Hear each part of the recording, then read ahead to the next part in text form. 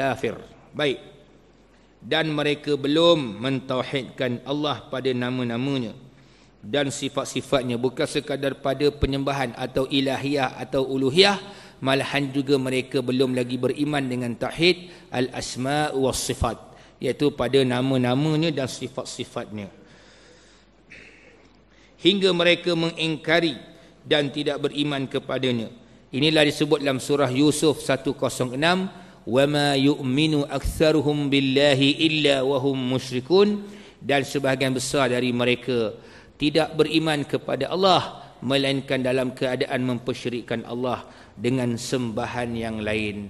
Jadi maknanya bila kita lihat orang yang masih lagi mengaku adanya Allah, bahkan kadang-kadang dia menyembah Allah, tetapi dalam pada yang masa yang sama melakukan syirik, maka ini yang sebut dalam Quran, berarti orang yang beriman juga boleh menjadi syirik, boleh terbatal imannya. Dia macam orang mengambil wuduk, boleh batal wuduk, yang solat boleh batal solat. Maka begitulah orang yang dikatakan sebagai mukmin boleh jatuh ke dalam kufur atau syirik. Sebab dalilnya wama yu'minu aktsaruhum billahi wa hum musyrikun, ya. Dan sebahagian besar dari mereka itu tidak beriman kepada Allah.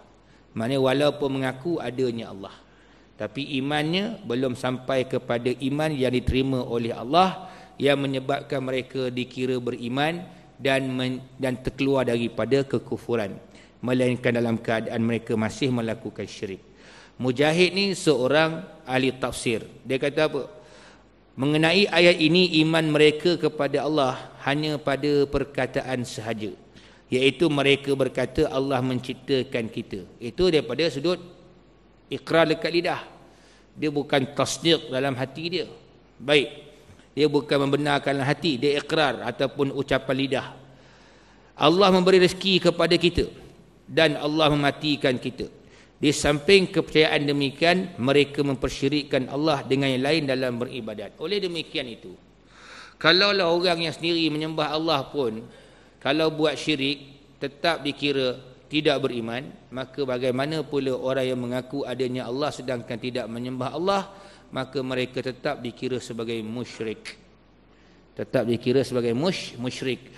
Oleh demikian itu, ada sebagian ulama mengatakan syirik dan kafir itu berlainan, dan kebanyakan ulama mengatakan syirik dan kafir itu sama. Sebab kedudukan orang melakukan syirik itu tetap dikira kafir. Sebab itu orang yang dipanggil musyrik ialah orang yang melakukan syirik. Musyrik, kan? Panggil syirik, dan tentunya syirik itu kafir. Sebahagian daripada ulama dahulu berkata, jika kita tanyakan mereka, maknanya orang kafir, siapakah yang menjadikan langit dan bumi ini? Lantas mereka menjawab, Allah. Tetapi dalam hal itu mereka beribadat kepada yang lain bersama-sama Allah. Dia sembah yang lain dari Allah, tetapi mempercayai alam ini dicipta oleh Allah Subhanahu wa ta'ala. Sebab tu Quran kata qul limanil ard wa man fiha in kuntum ta'lamun. Katakan ya Muhammad, siapa yang memiliki langit bumi, dan siapakah yang memiliki di dalam bumi ini, atau siapa yang menciptanya, sekiranya kamu mengetahui. Sayaquluna lillah, mereka akan menyatakan dia kepunyaan Allah. Qul, katakan ya Muhammad, afala tatadhakkarun, maka apakah kamu tidak ingat?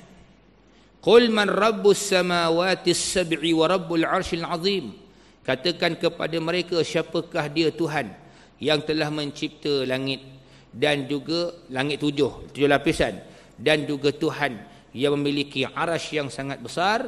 Sayaquluna lillah, nescaya mereka akan menyatakan ia adalah kepunyaan Allah Subhanahu wa ta'ala. Qul, katakan ya Muhammad kepada mereka, afala tattaqun, maka apakah kamu itu tidak bertakwa kepada Allah. Qul man biyadihi malakutu kulli syai' wa huwa yujiru wa la yujar alaihi in kuntum ta'lamun sayaquluna lillahi fa anna tusharun. Ditanya lagi kepada mereka, katakanlah siapakah di tangannya yang mempunyai kekuasaan atas segala sesuatu, sedangkan dia melindungi, tetapi tidak ada yang dapat melindungi dari azabnya. Jika kamu mengetahui, mereka menjawab, ia kepunyaan Allah. Katakanlah ya Muhammad, kalau demikianlah keadaan kamu semua, maka dari jalan manakah kamu ditipu? Surah Al-Mu'minun 84-89. Jadi maknanya bila berdialog saja Rasulullah SAW dengan orang-orang kafir, maka mereka menyatakan alam ini, keseluruhan baik langit baik bumi adalah kepunyaan Allah Subhanahu wa taala. Baik, tapi ibadat mereka tetap ibadat selain daripada Allah, maka itu dinamakan syirik. Jadi faedahnya bila kita belajar ilmu tauhid ini, kita menyembah Allah, jangan ada i'tiqad yang lain yang sama dengan power Allah, kuasa Allah.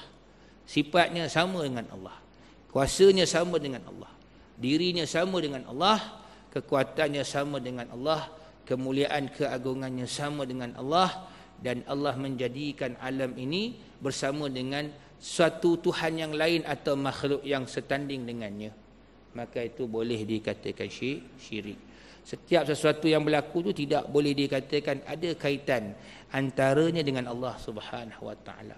Sedangkan Allah itu mempunyai iradat dan qudrat, kehendak dan juga kuasa yang mustaqil, iaitu sifatnya bebas, tidak terikat dengan siapa-siapa pun. Hayyun qayyum. Dia hidup dan juga dia berdiri dengan sendiri. Maknanya seluruh perbuatannya tidak ada dipengaruhi berserta dengan mana-mana pihak. Ini Allah Subhanahu wa taala. Maka itulah kadang-kadang boleh jadi syirik kita ni macam mana contoh yang saya sebutkan. Dalam kita ada tauhid uluhiyah, al-asma' was sifat, masih memperakui hujan tak turun sebab kita dah baling baju pengantin atas atap. Maka sebab tu hujan tak turun. Kalau kita kata aku dah doa pada Allah, dengan izin Allah hujan tak turun, doa kepada Allah tauhid uluhiyah, tak apa.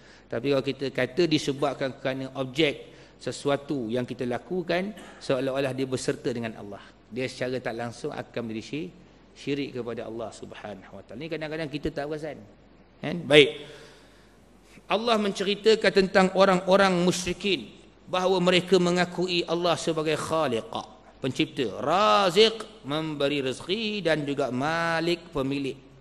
Firman-Nya, wala in sa'altahum man khalaqahum la yaqulunna Allah, Az-Zukhruf 87. Dan jika engkau tanyakan mereka siapakah yang mencipta mereka, mereka akan menjawab Allah. Dan firman lagi, qul man yarzuqukum minas sama'i wal ardi amman yamliku as-sam'a wal absara wa man yukhrijul hayya minal maiti wa yukhrijul mayta minal hayy wa man yudabbirul amr fasayaquluna Allah faqul afala tattaqun. Katakanlah, siapakah yang memberikan kamu rezeki? Bila dia suruh Rasulullah SAW tanya orang kafir Quraisy itu, siapakah yang menurunkan rezeki bagi kamu, yang menjadikan rezeki bagi kamu daripada langit, daripada bumi. Dalam ayat ni dia beritahu rezeki ni datang daripada langit dan bumi, dia milik Allah Ta'ala, Allah Ta'ala beri. Atau siapakah yang memiliki pendengaran dan penglihatan, siapakah yang mengeluarkan yang hidup daripada yang mati, mengeluarkan yang mati daripada yang hidup. Kita ni asal tiada, sebagai satu orang kata ketulan daging dalam perut ibu kita di alam rahim, kemudian sampai peringkat jadi baby, ditiupkan roh, kemudian keluar daripada mati, hidup, kemudian kita hidup, mati pula, masuk dalam tanah, kemudian dibangkitkan pada hari akhirat. Maka ditanya, siapakah mentadbir segala urusan, siapakah menentukan segala urusan? Nanti mereka akan menjawab Allah. Oleh itu katakanlah, maka tidakkah kamu bertakwa? Surah Yunus 31. Jadi bab bukan sekadar ciptaan alam saja, malahan mereka percaya adanya hidup selepas mati, sebagaimana adanya mati itu kemudian adanya hidup. Maknanya al-ihya, yang menghidupkan, juga wal imatah, dan juga mematikan. Mereka tahu ni kerja Allah Subhanahu wa taala. Jelaslah bahawa siapa yang mengaku rububiyah Allah, bukanlah semuanya mengesakan Allah pada uluhiyahnya ataupun pada asma' atau nama dan sifat. Kerana kebanyakan mereka tidak mengingkari pencipta. Pencipta itu Allah, dan rububiyahnya maknanya kuasa yang memiliki dan mencipta itu ke atas segala makhluk. Tetapi kebanyakan mereka kufur. Sebab apa kufur? Kerana beribadat kepada lain daripada Allah Subhanahu wa taala. Jadi ini yang dikatakan tauhid rububiyah. Sekarang kita masuk tauhid yang kedua. Bahagian kedua, tauhid uluhiyah. Ini tauhid yang sangat penting. Pembeza di antara siapa mukmin, siapa kafir. Pengertiannya secara ringkas ialah beriktikad, makna percaya. Dengan jazam, makna dengan bersungguh-sungguh, bahawa Allah adalah Tuhan yang sebenar.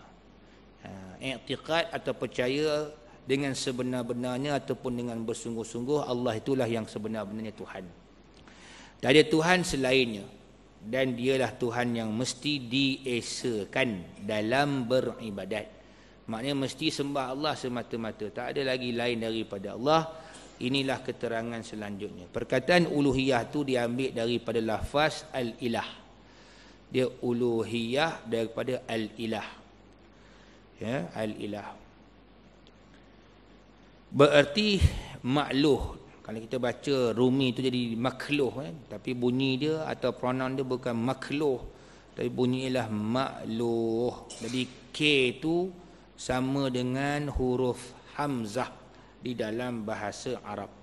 Dan makluh dalam bahasa Arab berarti ma'bud. K yang kedua ma'bud tu bukannya huruf hamzah pula, itu huruf ain. Jadi ma'bud yang disembah. Dia kata ma'bud pula berasal daripada perkataan ibadah. Jadi makluh, ma'bud maknanya Tuhan yang disembah. Ya. Ibadat dari segi bahasa berarti tunduk dan merendahkan diri. Sebab itu bentuk-bentuk ibadat dia tidak sama dengan bentuk penghormatan. Sebab itu cara kita menghormat jangan sampai cara beribadat. Ibadat ini maknanya menunjukkan diri itu hamba. Bila tunjukkan diri itu hamba, maka menunjukkan diri itu hina. Tetapi bila kita dengan Allah, kita bukan saja menunjukkan diri kita itu hina, tetapi kita juga menunjukkan diri kita itu kasih. Tapi sekarang dia ada bahasa baru, qasih. Tak tahulah mana muncul pula qasih. Kasih. Jadi Dr. Yusuf Al-Qardawi dalam kitab Pengertian Tauhid dia mengatakan nihayatul khudu' ma'a nihayatil hubb. Ini tauhid uluhiyah yang menterjemahkan maksud tauhid peribadatan. Ibadat ini sempurnanya bila ada betul-betul rasa hina. Nihayah ni maknanya setinggi-tinggi rasa perhambaan ataupun kehinaan. Al-khudu'. Sebab itu dalam solat adanya perbuatan yang menunjukkan kita ni rasa diri kita ni hina. Iaitu bukan hina depan manusia, hina depan Allah Ta'ala. Iaitu dengan rukuk dan juga sujud. Oleh demikian perbuatan rukuk dan sujud kepada manusia itu berarti kita sudah menghina diri di hadapan makhluk. Maka itu kan sama dengan peribadatan. Maka sebab itu bertafakur di hadapan Tugu Negara difatwakan haram. Sebab dia bentuk juga peribadatan. Sebab masa kita berdiri dalam solat, mana ada kita banyak bergerak. Sebab kita sedang menghadap kiblat sebagai satu arah, bukan sebagai penyembahan. Tetapi kita, perbuatan kita itu menyembah Allah. Nampak? Jadi nihayatul khudu' makna betul-betul menghinakan diri. Tetapi orang yang menyembah raja sultan macam mana berlaku kepada golongan Buddha di negara Thailand itu ataupun amalan orang-orang Siam yang mereka tunduk sampai sembah raja mereka ataupun Tok Sami dia, itu upacara menghina diri. Kalau dalam konsep ibadat itu peribadatan. Jadi maknanya yang diorang buat tu sama ada suka ke tak suka, kan? Maknanya dia hina diri lah. Kita tidak. Kita dalam bab menyembah, dia kena ada dua. Hina diri sama dengan betul-betul rasa kasih kepada Allah. Maka sebab itu beribadat itu menyembah dengan perasaan rasa hina dan kasih, bukan rasa hina terpaksa. Nampak tak? Afa ghaira dinillahi yabghun wa lahu man fis samawati wal ardi wa ilayhi yurja'un. Sedangkan bagi apakah mereka itu masih lagi mencari selain daripada agama Allah? Sedangkan Allah tadi dia ada penghuni di langit dan di bumi yang mana dia menyembah Allah ta'an wa karha wa ilaihi yurja'un. Mereka sembah Allah ta'an wa karha. Sama ada mereka sembah Allah Ta'ala itu dengan cara rela hati ataupun terpaksa. Tapi mereka kembali kepada Allah. Maka memang ada yang menyembah Allah secara terpaksa. Tapi dalam tauhid disuruh kita bukan ada perasaan terpaksa, dipaksa, tak ada. Kesempurnaan ibadat ialah ibadat orang yang muhsin, iaitu dia buat dengan rela hati, dengan rasa kasih. Ini tauhid uluhiyah. Tauhid uluhiyah. Sebab tu faedah mempelajarinya atau kepentingannya itu ialah melahirkan perasaan melakukan amal ibadah dengan rasa diri ini hina, dengan rasa diri ini pula benar-benar kasih kepada Allah. Ini tauhid yang ada pada orang-orang Islam. Baik. Sebagian ulama mentakrifkan. Jadi ibadat tu tunduk kan dan merendahkan diri. Sebagian ulama mentakrifkan ibadat dengan cinta yang sempurna. Tengok. Syarat dia cinta tu mesti sempurna. Cinta ni mesti diterjemahkan melalui perbuatan. Kalau kita cinta Allah, cinta Rasul, cinta Islam, maka apa perbuatan kita? Boleh kata cinta Islam tu, contohlah cinta Islam, sekadar letak stiker kat kereta je, cinta Islam. Kan? Besok musim cinta Rasul, letak pula stiker cinta Rasul. Tapi daripada sudut praktikal tak ada, itu menjelma dari sudut terjemahan atau tulisan. Tapi dia terjemahkan bukan bentuk tulisan, patut dibentuk dengan perbuatan. Perbuatan. Cinta yang sempurna dan taat yang tidak berbelah bagi. Dia punya bukti, dia taat. Dia tak melawan, dia tak menentang, dia tak membantah, dia tak membentak, dia tidak memperkecil, memperlekeh, menghina. Sedikit pun tidak mempertikaikan. Maka ini yang dikatakan orang yang sebenar-benarnya bertauhid. Lepas tu ada orang bertauhid sebab dia ikut orang, ada orang bertauhid sebab kerana dia meniru orang, taklid lah. Ada setengah orang bertauhid sebab kerana dia berilmu. Ada setengah orang dia bertauhid sebab dia dah iman, dia iman para apa dia, ayan, seolah-olah nampak depan mata dia. Itu gabungan antara tiga benda, Islam, iman dan ihsan. Itu mana ayan, seolah-olah macam dia dah saksikan. Itu dah peringkat ketiga lah. Al-ihsanu an ta'budallaha ka'annaka tarahu fa illam takun tarahu fa innahu yarak. Dan di mana dia tu dah mengerjakan perintah Allah, iaitu perintah Islam. Kemudian dia melaksanakan dengan kepercayaan iman, kemudian melakukan sebaik-baiknya dengan ihsan, seolah-olah kamu melihat Allah. Kalau kamu tak melihatnya, kamu merasakan Allah melihat kamu. Maka ini yang dikatakan dia lahir perasaan dia ketika beribadah itu. Apa juga bentuk ibadat, bukan solat sajalah, bahkan yang lain pun memang betul-betul imannya seolah-olah terjelma hadapannya Allah Subhanahu wa taala. Itu beliau cerita lagi pasal tariqatu ma'rifati ru'yatillahi yaumil qiyamah. Maksudnya cara untuk mengenal melihat Allah semasa di hari akhirat besok. Ini khas untuk orang-orang beriman. Wa may yarju liqa'a rabbih, siapa yang betul-betul harap nak jumpa Tuhan, fal ya'mal amalan salihan wa lam yusyrik bi ibadati rabbih ahada.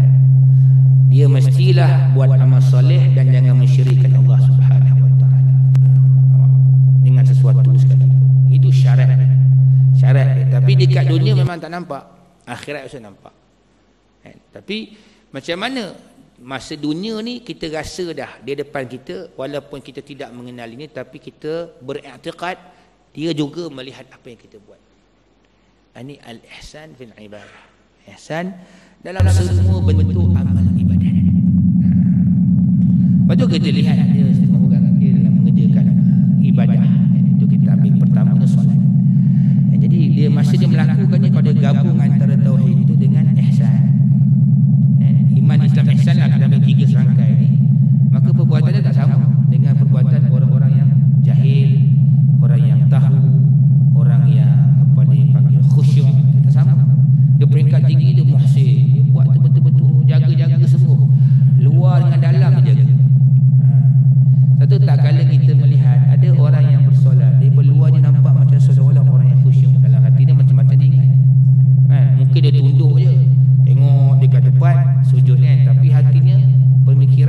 fikir macam-macam. Setengah orang kita tengok dia mungkin tunduk, tapi hatinya betul-betul khuduk. Tunduk juga. Dia tidak memikirkan apa-apa, hanya memikirkan dia sedang berinteraksi dengan Allah Subhanahu Wa Taala. Kemudian ditambah lagi dengan amal-amal yang disunatkan oleh baginda sallallahu alaihi wasallam ataupun digalakkan oleh baginda sallam sepenuh dalam solat. Lepas tu solat saja kita lihat daripada awal kita berzikir atau berdoa sampai habis. Tak ada ruang kosong langsung. Satu kita angkat takbir Allahu Akbar, lepas tu doa iftitah. Kemudian baca Fatihah. Kemudian kita baca surah.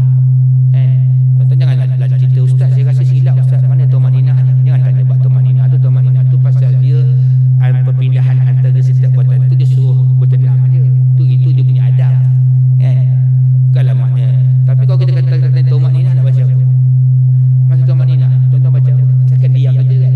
Tumaninah tu zikir kan? Contoh, tumaninah yang jadi rukun dalam solat ialah ketika pertama sekali kita dalam keadaan i'tidal. Sami Allahu liman hamidah.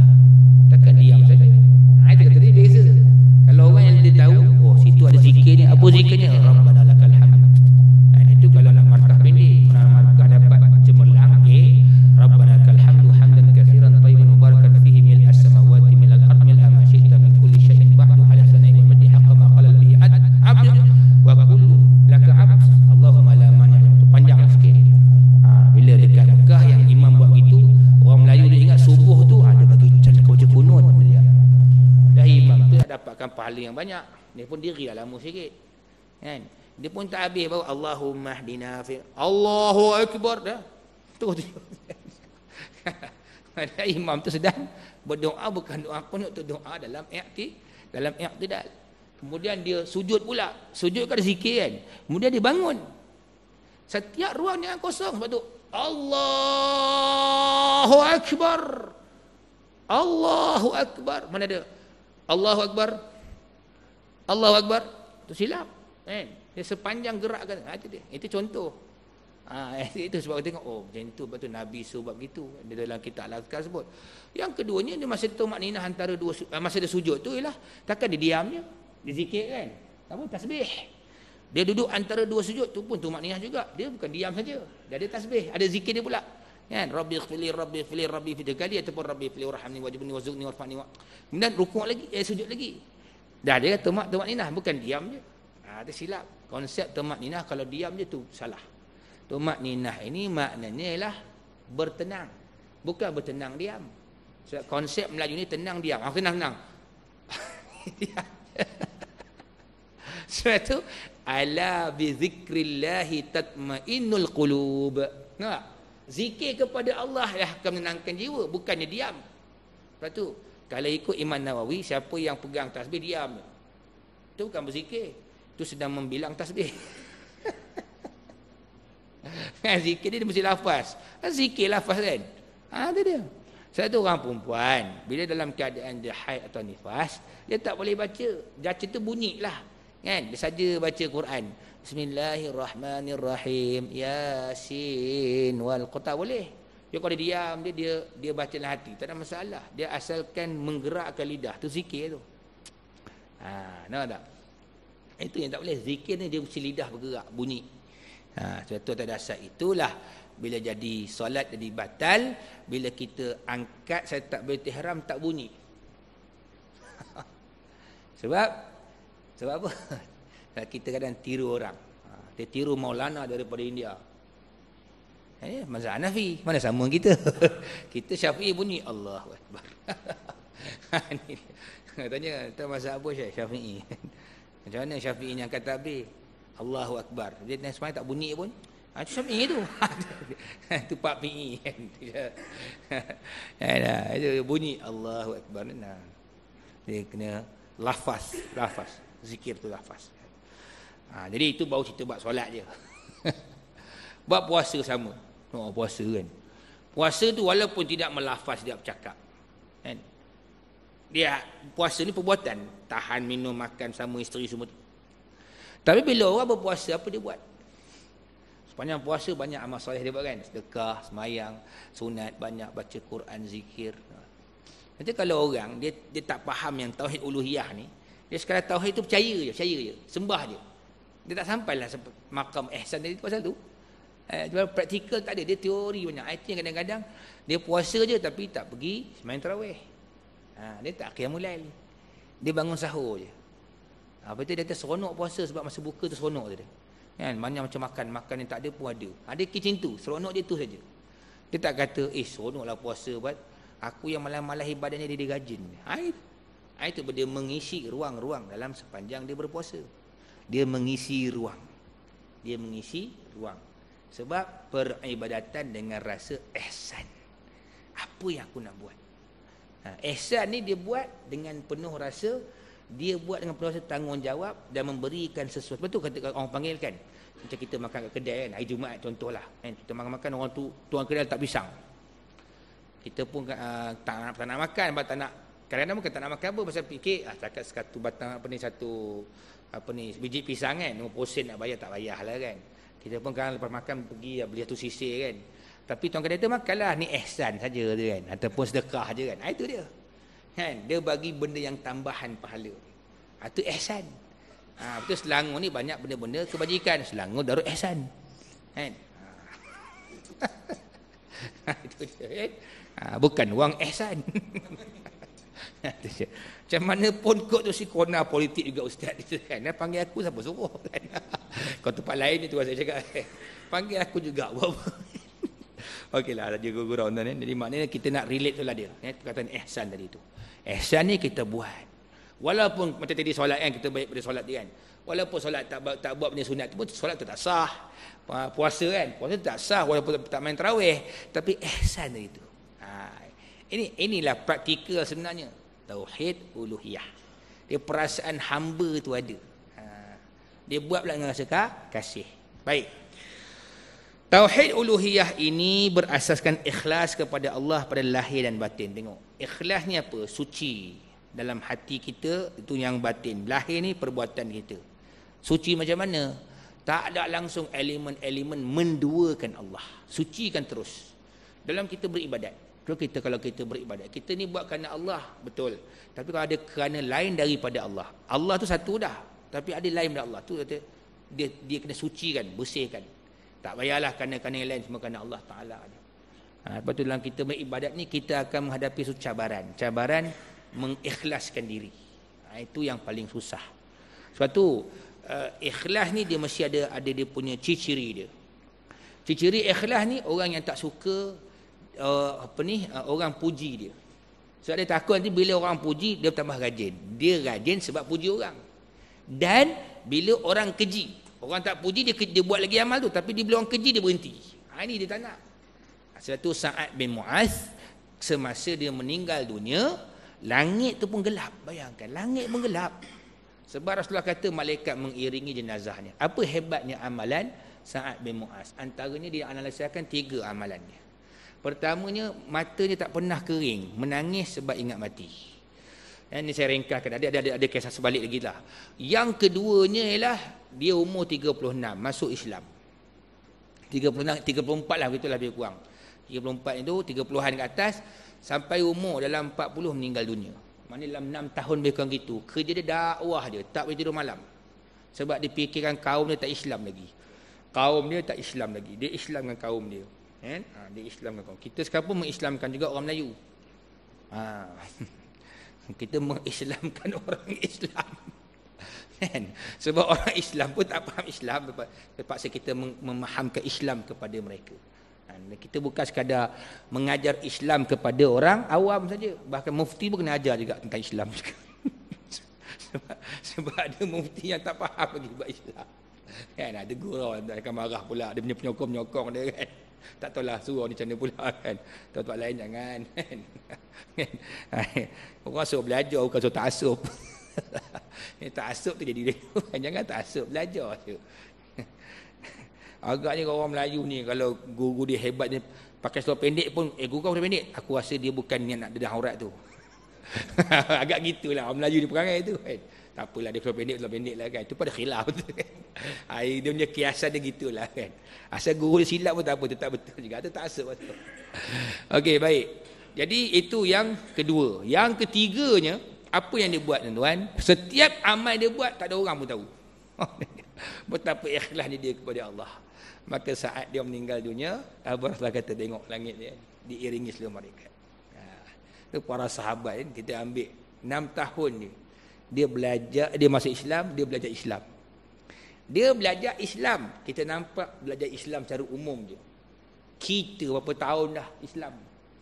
Belajar tu ikut masjid dengan surah punya jadual tu. Hari Ahad tauhid, Isnin fiqh, Selasa tasawuf kan, Rabu tafsir, hari Khamis baca Yasin, wajibul gunnah kan. Wajibul gunnah kan. Hari Jumaat belajar hadis. Oh hebat oh. Sahabat belajar Quran hadis dia. Tak adalah pecah-pecahan lagi. Kita ni belajar dengan pecahan ilmu lagi kan. Oh hebat. Tapi tengok, dia masuk Islam ni, dia ajak orang lain ikut Islam. Dia beramal lagi dengan Islam. Ni tauhid uluhiyah. Lahir batin kena suci sungguh. Memang kita buat semua kerana Allah. Macam juga kita dari segi lahir kita, zahir kita beribadat tu memang kalau kita menyembah Allah, perbuatan kita semuanya kerana Allah.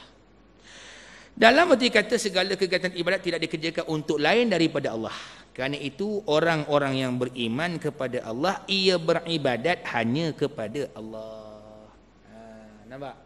Beribadat hanya kepada Allah, bukan kepada yang lain. Dulu guru saya kata, dia kata, kalau begitu kata dia, kalau guru Quran dekat sekolah kan, jekoh lah cikgu kan, mengajar Jawi, Fadhil Ain, bahasa Arab.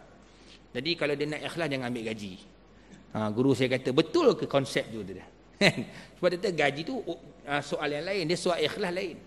Dia kerja-kerja ketaatan dia buat. Nampak tak? Kalaulah guru Jekov tu tawaran kerja Kementerian Pelajaran Jekov mengajar Jawi, Fadhil Ain dan juga bahasa Arab dan Quran, tapi tak ada gaji, agak-agak dia nak kerja, boleh kerjalah dia ngajar orang, lepas tu dia nak makan apa agak-agak. Ni kadang-kadang bangsa kita Melayu ni, dia tak faham konsep kerja. Dia tak faham konsep kerja. Sebab itu kita disuruh buat kerja yang melakukan ketaatan. Nampak tak? Itu kerja secara umum ni ada dua. Satu yang halal, satu yang haram, tu saja. Dijauhkan daripada kerja yang haram tu lah, ada cabang-cabang lagi. Ada kerja asalnya halal tapi terlibat dengan benda yang haram. Jadi polis halal tak ada masalah, yang haram makan rasuah. Ada orang kerja sebagai pensyarah, betul, halal, tapi dia haram tu sebab dia tuang kelas. Dia pergi forum perdana dulu. Dia tuang kelas. Ini masalah. Dia terima kerja haram. Ada orang kerja memang haram. Kerja kat mana? Kelab malam. Kerja ke apa? Kerja kilang arak. Ini memang kerja haram. Jadi semua kerja tu, dia kata upah berdasarkan kerja. Kalau upah tu, kerjanya halal-halal. Kerja haram-haram. Maka dalam Islam tak menafikan soal upah, soal gaji. Kita dah lain. Konsep kalau entah gaji, entah tak ikhlas dan entah tak ada pahala. Nak azan dulu. Azan. Mana muazzin ni lah. Sila. Kena ikut arahan insyaAllah. Ulil amri.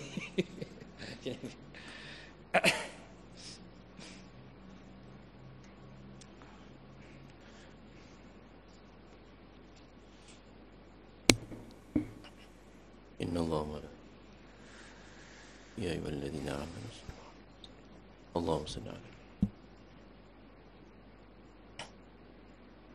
Bismillahirrahmanirrahim. Allahu Akbar, Allahu Akbar, Allahu Akbar, Allahu Akbar. أشهد أن لا إله إلا الله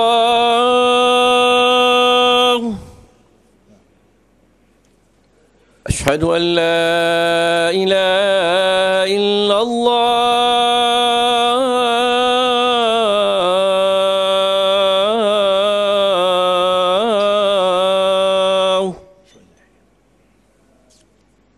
أشهد أن محمدا رسول الله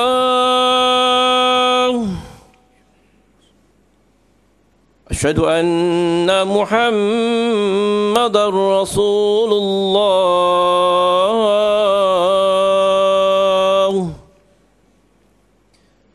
حي على الصلاة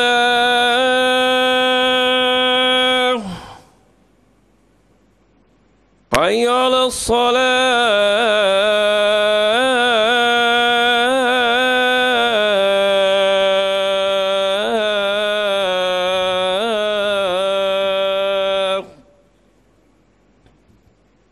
حي على الفلاح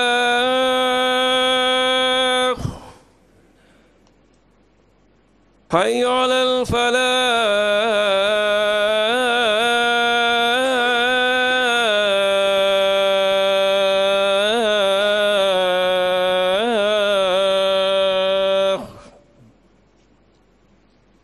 الله أكبر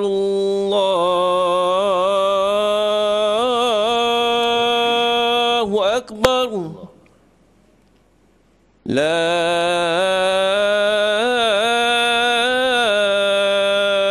إله إلا الله La ilaha illallah.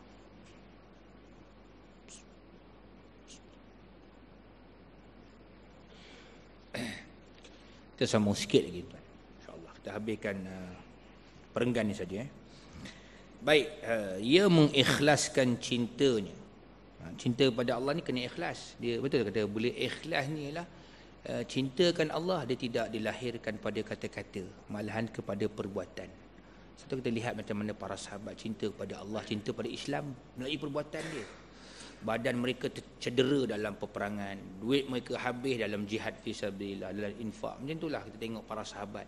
Sayyidina Abu Bakar sampai dia sendiri pun tangannya di kaki ni disengat oleh kala jengkingan, tak kala bukan apa pun, Rasulullah hanya baring di atas ribunya saja semasa peristiwa hijrah berada di Gua Thur. Bayangkan, itu tanda dia. Sebab orang kata tu kan tandakan cinta Rasulullah, Ustaz. Dia cintakan Rasul berarti cintakan Allah. Itu maknanya lagi hebatlah mereka. Lepas tu penghinaan kepada sahabat, satu penghinaan yang cukup keji. Sebab mereka sudah membuktikan, mereka telah membuktikan diri mereka itu cinta kepada agama, cinta pada Allah lah. Khalid bin Al-Walid satu lagi kan, dalam soal cinta kita kepada Allah Ta'ala ialah meyakini kemenangan datang daripada Allah, bukan datang daripada manusia. Semasa Khalid bin Al-Walid dapat menawan tentera Islam, mengalahkan tentera Islam dalam perang Uhud, orang semua kata hebat tentera Khalid Al-Walid masuk Islam. Itu orang lagi rasa yakin Khalid Al-Walid masuk Islam, pergi perang menang. Maka terfitnahlah para sahabat. Maka mereka mengatakan kemenangan kita sebab kerana Khalid bin Al-Walid. Lepas tu tak boleh kita kata gitu. Sahabat pun terfitnah begitu juga. Sebenarnya waman nasru illa min indillah, kemenangan datang daripada Allah. Bukan kemenangan datang daripada si Khalid Samad. Kan? Bukan Tan Sri Muhyiddin, bukan Tun Mahathir. Itu kena faham tuan-tuan. Pasal saya sebutlah kan contohlah. Orang ni join kita menang, tak silap. Akhirnya masa perang Yarmouk diturunkan. Dinaikkan secara sesenyap dia Abu Ubaidah Al-Jarrah, amin hadil ummah. Nabi kata inilah orang yang megang amanah untuk umat ini. Khalid bin Al-Walid, tanda dia bukti dia cinta kepada Allah, tetap pergi perang walaupun saf belakang. Cuma dia duduk saf depan ni bukan apa, mati cepat dia. Dia meminta pada Allah mati syahid. Nabi kata man sa'alallaha syahadata khalisatan min indillah. Memang dia minta betul khalisah min indillah, ikhlas dari sisi Allah Ta'ala. Allah kurniakan baginya kataballahu lahu syahadah wa in mata ala firasyih, walaupun dia mati atas katil. Semasa dinazak tu, dia suruh sahabat-sahabat angkat dia, angkat aku takkan mati dalam keadaan baring, aku nak mati dalam keadaan berdiri dia. Berjihad fi sabilillah, bukti cintakan pada agama Allah SWT. Barulah dia hembuskan nafas terakhir, barulah para sahabat membaringkan dia. Dikatakan sejarah memang dia tak puas hati. Bukan tak puas hati dengan keputusan Rasulullah, Sayyidina Umar, tidak. Tapi tak puas hati dirinya tidak berada di tengah-tengah medan perjuangan, berada di saf hadapan. Nampak? Kita usah kata perang kan, semayang pun kalau saf belakang. Kalau solat saf depan, perjuangan pun saf depan. Tapi kalau lawat perjuangan, saya Ustaz solat insya-Allah, Ustaz Jumaat lagi dekat, kalau boleh nak duduk dengan imam kat atas mimbar, tak boleh lagi. Pahala besar tu. Tapi berjuang bukan duduk saf belakang, tak masuk saf langsung. Duduk tengah-tengah je kan, saya tak mana-mana. Itu silap. Tak silap lah kita kan. Sayangkan Islam kena ada bukti. Bersama dengan orang berjuang Islam, kalau boleh duduk di barisan hadapan, bukan duduk dalam barisan. kan. Dalam perjuangan Islam sikit dalam marah gitu. Kan. Kemudian takutnya, harapnya, doanya, tawakalnya, taatnya, patuh, tunduk, segala jenis dan bentuk ibadat hanya kepada Allah Subhanahu Wa Taala. Itu dia. Mana ibadat ni kalau Dr. Yusof Qadoy kata dia ada 3 jenis lah. Doa, melaksanakan syariat Islam, kemudian tunduk dan patuh pada ajaran agama. 3 ni kata dia. Yang pertama doa, kedua mendirikan syariat dan syiar lah sekali. Yang ketiganya lah tunduk dan patuh kepada ajaran agama. Menurut hukum ini semua dipanggil tauhid uluhiyah. InsyaAllah kita sambung lagi pada bulan depan tuan-tuan. Macam biasalah belakang tu kita bentangkan sejadah bagi tuan-tuan nak infak bantu MTDA Maktab Tidar Azhar. Macam biasa juga kami doakan untuk tuan-tuan dan puan sekalian, mudah-mudahan panjang umur, murah rezeki, dan insya-Allah bertemu lagi pada kuliah yang akan datang. Tangguh majlis kita dengan doa dan juga tasbih kafarah. Bismillahirrahmanirrahim. Alhamdulillahirabbil alamin wassalatu wassalamu ala asyrafil anbiya wal mursalin wa ala alihi wa sahbihi ajma'in. Allahumma arinal haqqa haqqan warzuqna ittiba'ah wa arinal batila batilan warzuqna ijtinabah. Rabbana atina fid dunya hasanah wa fil akhirati hasanah wa qina adzaban nar. Wa sallallahu ala sayyidina Muhammadin wa ala alihi wa sahbihi wa baraka wa sallam. Subhana rabbika rabbil izzati amma yasifun wa salamun alal mursalin walhamdulillahi rabbil alamin. Subhanakallahumma hamdika asyhadu an la ilaha illa anta astaghfiruka wa atubu ilaik. Wabillahi taufiq wal hidayah. Wassalamu alaikum warahmatullahi wabarakatuh.